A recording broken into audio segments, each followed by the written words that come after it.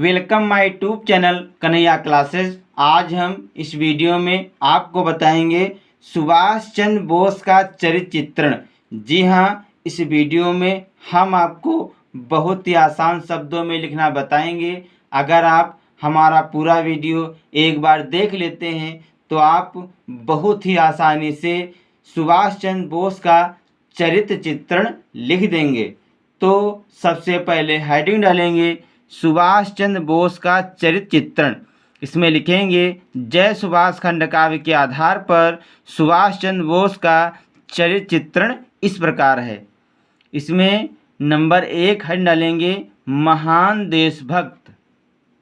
इसमें लिखेंगे सुभाष चंद्र बोस एक महान देशभक्त हैं, यानी कि सुभाष चंद्र बोस एक महान देशभक्त हैं। वे अपने देश से बहुत प्रेम करते थे, यानी कि सुभाष चंद्र बोस एक महान देशभक्त हैं। वे अपने देश से बहुत ही प्रेम करते थे। वह देश को आज़ाद कराने के लिए रोज़ नई नई योजनाएं बनाते थे। वे अपने भारत देश को आज़ाद कराने के लिए रोज़ एक न एक रणनीति या योजनाएं बनाते थे। देश को आज़ाद कराने के लिए उन्होंने अपना पूरा जीवन समर्पित कर दिया, यानी कि वे भारत देश को आज़ाद कराने के लिए उन्होंने अपना पूरा जीवन देश के लिए समर्पित कर दिया था। अगली हेडिंग डालेंगे ओजस्वी वक्ता। इसमें लिखेंगे सुभाष चंद्र बोस की वाणी बड़ी ओजपूर्ण थी। वे अपने ओजस्वी भाषणों द्वारा जनता में देश प्रेम, बलिदान और त्याग का मंत्र फूंक देते थे, यानी कि सुभाष चंद्र बोस की वाणी बड़ी ओजपूर्ण थी।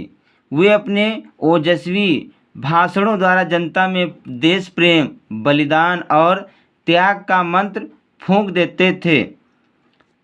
तुम मुझे खून दो, मैं तुम्हें आज़ादी दूंगा की पुकार सुनकर देशभक्त उनकी सेना में तन मन धन से सम्मिलित हो गए, यानी कि जब उन्होंने एक नारा दिया था तुम मुझे खून दो, मैं तुम्हें आज़ादी दूंगा, इसकी पुकार सुनकर देशभक्त उनकी सेना में तन मन धन से सम्मिलित हो गए थे। अगली हेडिंग डालेंगे स्वाभिमानी, साहसी और निर्भीक। इसमें लिखेंगे सुभाष चंद्र बोस में स्वाभिमान और निर्भीकता की भावना कूट कूट कर भरी हुई थी, यानी कि सुभाष चंद्र बोस के अंदर स्वाभिमान, निर्भीकता की भावना कूट कूट कर भरी हुई थी। वे किसी भी तरह अपने देश का अपमान नहीं सह सकते थे, यानी कि अगर कोई भी भारत देश का अपमान करता था तो वे सहन नहीं कर सकते थे। छात्रावस्था में प्रोफेसर आर्टेन द्वारा भारतीयों की निंदा सुनकर उन्होंने आर्टेन के तमाचा जड़कर अपने स्वाभिमान का परिचय दिया था, यानी कि जब वो पढ़ रहे थे, यानी कि छात्रावस्था में थे, तब प्रोफेसर आर्टेन द्वारा भारतीयों की निंदा सुनकर उन्होंने आर्टेन के तमाचा जड़कर अपने स्वाभिमान का परिचय दिया था। अगली हेडिंग डालेंगे जनता के प्रिय नेता। इसमें लिखेंगे सुभाष चंद्र बोस जनता के प्रिय नेता थे। अपने महान गुणों और देशभक्त के कारण करोड़ों लोगों के श्रद्धा के पात्र बन गए थे, यानी कि सुभाष चंद्र बोस जनता के बहुत ही प्रिय नेता थे। अपने महान गुणों और देशभक्ति के कारण करोड़ों लोगों के श्रद्धा के पात्र बन गए थे। उनकी लोकप्रियता का प्रमाण यह है कि उन्होंने हीरापुर अधिवेशन में गांधी जी द्वारा समर्थित पट्टाभी सीतारामैया को चुनाव में पराजित कर दिया था, यानी कि उनकी लोकप्रियता का प्रमाण यहाँ से मिलता है कि जब उन्होंने हीरापुर अधिवेशन में गांधी जी द्वारा समर्थित पट्टाभी सीतारामैया को चुनाव में पराजित कर दिया था। अगली हेडिंग डालेंगे महान सेनानी एवं योद्धा। इसमें लिखेंगे सुभाष चंद्र बोस एक महान सेनानी और योद्धा थे। आज़ाद हिंद फौज का संगठन और कुशल नेतृत्व करके उन्होंने एक श्रेष्ठ सेनापति होने का परिचय दिया।